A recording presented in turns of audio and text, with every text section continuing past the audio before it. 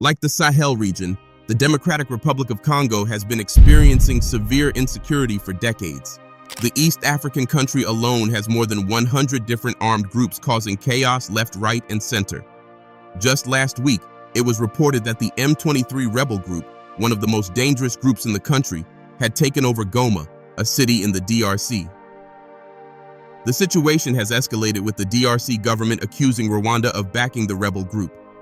Throughout all this, the African Union has not made any tangible efforts to deal with the crisis. This is why President Traore has sent a strong message to the African Union, blasting it over its inability to deal with any security crisis in the country. But what exactly did President Traore say? Let's find out. In an interview, Traore expressed his disappointment with how the African Union, an organization created to ensure African unity, has been dealing with the crisis in the DRC. He said, "Children of Congo have been dying for years. Several other conflicts, including the one in Sudan, have existed in the continents. We would have liked to see the African Union generate the strength and strategies necessary to support its state so that it could find peace. We will not even talk about us in the Sahel region. For nearly 10 years, the Sahel has been the scene of international terrorism, but we see no support from these organizations to find a solution." Traore's words ring true. Think about it. All across the continents, there are countries that have not found stability since independence. Others have experienced severe insecurity for decades. It's either there is a civil war with one group fighting the government, or it's terrorism. These countries include Mali, Niger, Burkina Faso, the DRC, the Central African Republic, Sudan, and Libya. Even those countries that have a sense of stability and security, such as Nigeria, Ghana, and Togo, still deal with insecurity caused by terrorists.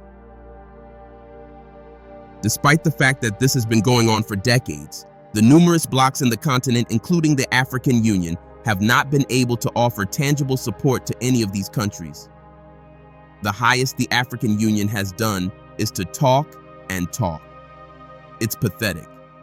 Each of these countries has been left to deal with the crisis, and with no choice, they have to depend on foreign Western help. But even that has not solved the problem. The insecurity has brought in numerous Western military forces, including the US, France, Germany, and Russia, just to name a few. But despite the presence of these numerous forces with high-grade military intelligence and equipment, the insecurity has only worsened over the years. But how is that possible? In most cases, the terrorists or armed rebels fight with lesser-grade ammunition, yet these foreign military forces have not been able to eradicate them from the continent. In all of these, it is the civilians who are left in the crossfire. The situation is frankly infuriating and pathetic.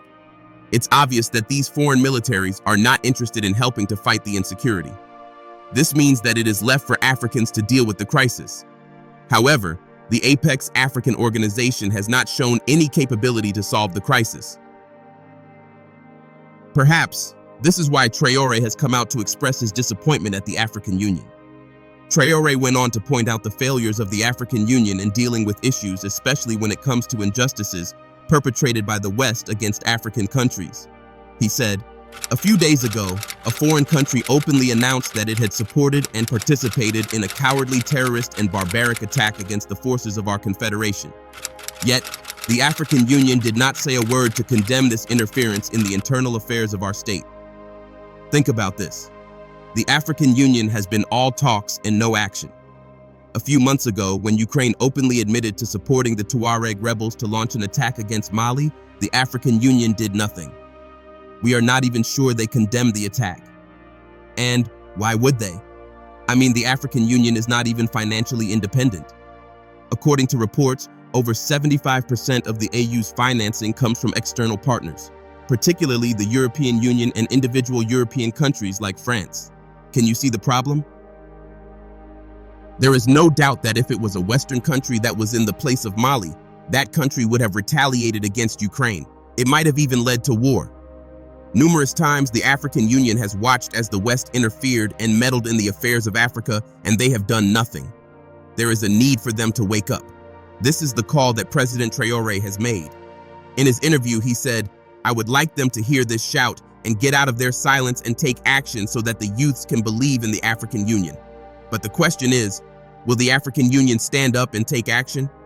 Before we answer this, let's take a look at what is happening in the DRC and Sudan, two countries that have been plagued with insecurity for decades. Let's start with the DRC. On Monday, January 27, 2025, the most dangerous armed rebel group, M23, launched an attack on Goma airport. The group had already announced that it had taken control of Goma, the largest city in the North Kivu province in the Eastern Democratic Republic of the Congo. The attack on the airport was an attempt to seize the airport and, if successful, gain complete control of the city. However, the Democratic Republic of the Congo army resisted, and serious clashes broke out between the two sides. Heavy gunfire and explosions could be heard throughout the city. At least 17 UN peacekeepers have been killed, and over 300 injured in clashes between rebel forces and the DRC army. The security situation is exacerbating the refugee crisis. Many civilians are fleeing the city of Goma, including those who once used the city as a refuge. But it is not just citizens who are fleeing. Unfortunately, some soldiers have also fled from the DRC to Rwanda. Rwandan troops said about 120 Congolese soldiers have disarmed and surrendered. Victor Tsongo, a spokesman for the Congolese rebel coalition group, said Goma had been under pressure after M23 previously seized the nearby towns of Minova and Sake. The Congolese government has not yet confirmed the rebel takeover, but has acknowledged a rebel presence in the city. Authorities also announced Sunday that they had severed diplomatic ties with Rwanda, which they accuse of supplying the group with weapons and soldiers. Since M23 began its attacks in Congo, the United Nations and Congolese authorities have accused Rwanda of supporting the group. Rwanda, on its part, has consistently denied the allegations, saying the current situation has prompted the UN to order the withdrawal of all foreign troops, but that Rwanda must remain on the defensive. However, this is just the most recent attack launched by the M23 rebels. This group has been in existence since 2012 and has wreaked chaos and havoc in the country. Like the Tuareg rebels in Mali, the M23 rebels claim that they are fighting for the minority Tutsi group in Rwanda. However, their fight has led to the deaths of thousands of people and the displacement of many more. Now, what about the crisis in Sudan? Just like the DRC, Sudan has had a troubled past with post-colonial violence. After the fall of former President Omar al-Bashir in 2019, the fragile transition to democracy has been marred by deep divisions within the transitional government, consisting of military and civilian parties. At the center of the conflict is a high-stakes tug-of-war between General Abdel Fattah Burhan and General Mohamed Hamdan Dagalo. Burhan, at the helm of Sudan's official military, is locking horns with Dagalo, the commander of the Rapid Support Forces, a paramilitary group inching for a larger slice of the governmental pie. These two have wreaked instability and chaos in the country. As of July 2023, Sudan finds itself grappling with a severe crisis that has its roots embedded in a variety of political, economic, and social issues. Escalating inflation and food and fuel shortages have further catalyzed public dissatisfaction, prompting widespread protests. Exacerbating the situation are ongoing conflicts in Sudanese regions like Darfur and South Kordofan, which have been fueled by ethnic and tribal tensions, as well as a power struggle over resources. Finally, the effects of climate change have intensified, leading to frequent floods and droughts, putting additional pressure on the country's already strained resources. Meanwhile, the presence of numerous foreign military forces, including that of the US, has done little to mitigate the conflict. In fact, some analysts have said that the presence of foreign militaries with their personal interests has only worsened the situation. In all of this crisis in the DRC and Sudan, the African Union, the body established to promote unity, peace, and stability on the continent, has been absent.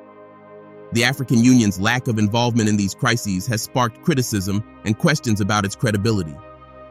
The African Union was established in 2002 as the successor of the Organization of African Unity, which was founded on 25 May 1963.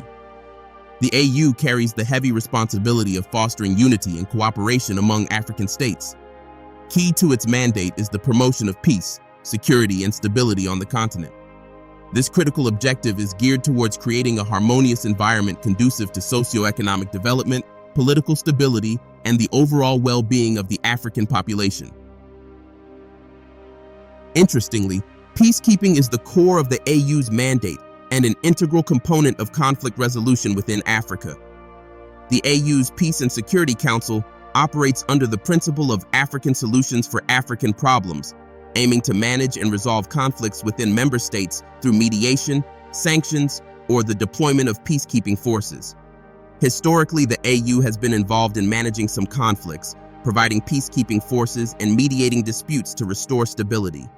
Its involvement in Liberia and Sierra Leone's civil wars, for instance, saw the deployment of peacekeeping forces and facilitation of peace talks, contributing significantly to the resolution of these conflicts. In 2017, AU played a key role in alleviating the Gambia's political crisis by pressuring then-President Yahya Jammeh to accept election defeat and step down, thus averting a potential civil war. Each of these exams simply means that the African Union has the ability to respond to crises within the continent and work towards sustainable peace. However, the AU has also failed numerous times to ensure peace. The African Union had pledged to silence the guns by 2020. However, by 2020, Africa had excessively high levels of conflict in the continent. There were about 656 armed conflicts that took place between 1990 to 2020. Now, to mark the 50th anniversary of the creation of the African Union, African leaders pledged to ensure sustainable and permanent peace on the continent. They promised not to leave the problem of conflicts to the next generation of Africans.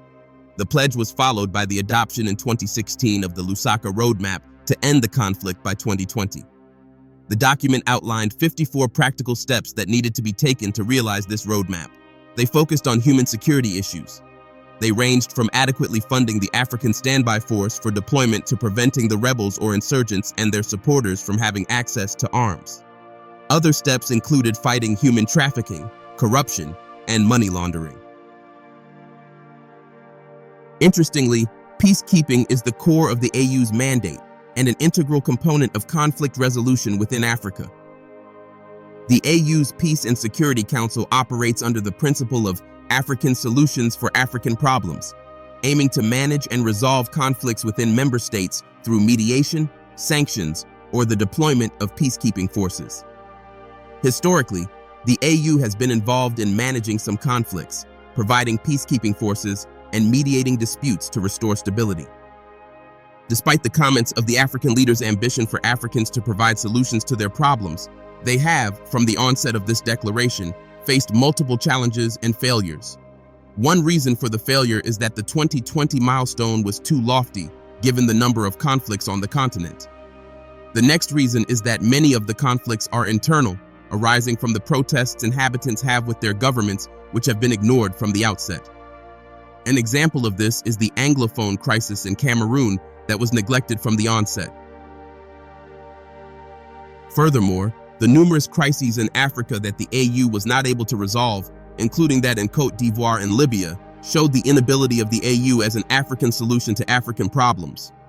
If the AU had taken a very strong, unified position when these crises broke out, it would have stopped the eventual and direct intervention of the UN and France in Côte d'Ivoire and the North Atlantic Treaty Organization, as well as the United Nations in Libya. However, the African Union could not solve the crisis in Libya and allowed NATO to intervene. NATO intervened and left behind chaos and destabilization. Despite the failures, the success achieved by the African Union implies that the African Union is capable of solving crises in the continent. All it has to do, as Traore has suggested, is to stand up and take action. But if the African Union cannot take action, then perhaps it is time for it to be dissolved, and all African countries should heed the call of Traore and join the AES. The Alliance of the Sahel was formed in May 2024 by Mali, Niger, and Burkina Faso to pool development efforts between the three member countries and help them counter terrorist insecurity and external subversion. The great thing about this bloc is that the three countries believe in the same ideals and principles. For example, the three countries prioritize the sovereignty of their countries above everything. This is why they kicked out French forces, ended diplomatic relations with France, and distanced themselves from the West in general. The three countries have moved closer to non-Western allies, including Russia, China, Turkey, and Iran. The leaders of the three countries are resolute and determined in their decisions. Despite the sanctions imposed on them by the regional bloc, ECOWAS, and the West, they have stood by their decision. The AES bloc believes in African unity, and this is why the three member countries have pooled their resources together to fight the insecurity in the region. In addition to this, the three countries have focused on prioritizing economic independence and nationalizing their resources. This is the reason why Mali, for example, is pursuing an aggressive negotiation strategy to ensure that Mali benefits massively from its gold resources. Burkina Faso, on the other hand, has suspended gold exports and is developing its gold mining industry with the establishment of a gold refinery. Niger has kicked out Orano, the French company that dominated its uranium industry. All these actions are what true Pan-African leaders would take to ensure the sovereignty and independence of their countries. Just imagine that all African leaders join the AES bloc under the leadership of President Traore. There is no doubt that things will definitely change. Unlike the African Union and the ECOWAS bloc that depend on external findings, the AES is completely financially independent. This means that it is free to make whatever decisions it wants to make, even if it means going against the interest of the West. With this, it is safe to conclude that the AES is currently Africa's best shot at achieving African unity. But the question is, will African leaders accept Traore's invitation to join the AES? What are your thoughts? Let us know in the comments section below. Don't forget to like this video, drop a comment, and share.